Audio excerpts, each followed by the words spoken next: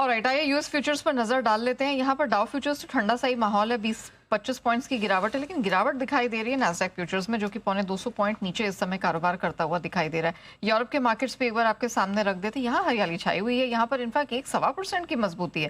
That's quite interesting. कच्चा तेल meanwhile $94 के ऊपर निकलता हुआ दिखाई दे रहा है, 1.5 महीने की ऊंचाई पर है, और रुपया ये डेज लो के करीब है 96.52। इनफैक्ट आप कह सकते हैं 2 महीने के लोस पर ही है, और अब अपने लाइफ लो से तकरीबन 40-45 पैसे की ही दूरी पर है, तो रुपए की भी हालत ठीक नहीं।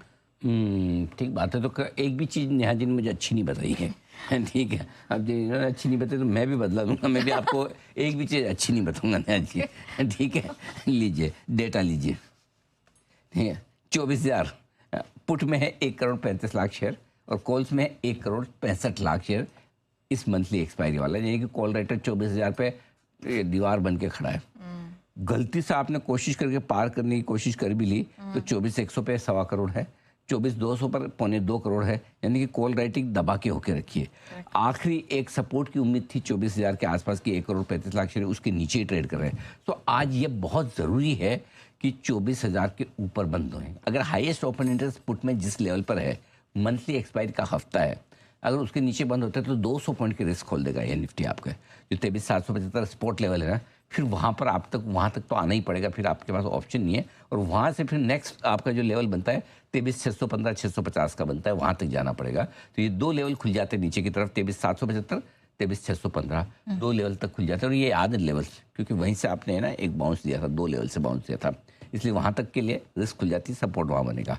24,000 के ऊपर बंद हो जाते हैं तो हल्की सी रिलीफ रहेगी, लेकिन तब भी आपको हेजिंग करके जाना होगा, जो मैं 3:20 पे आपको बताऊंगा।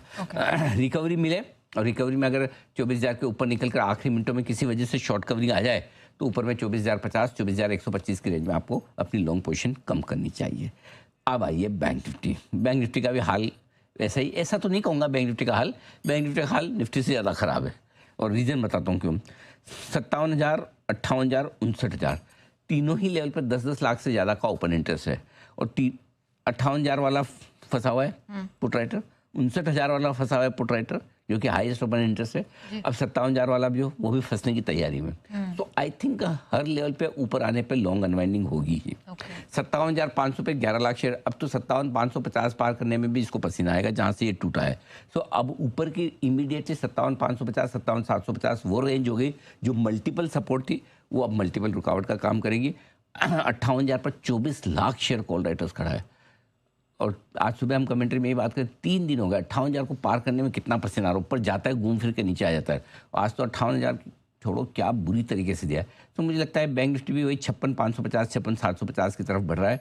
तो कोई खरीदने की जल्दबाजी हड़बड़ी और बिल्कुल मतलब खरीदना तो नहीं चाहिए, वो तो एक अलग बात है, खरीदने का भी थोड़ा सोचना भी नहीं चाहिए ट्रेडर के लिहाज से।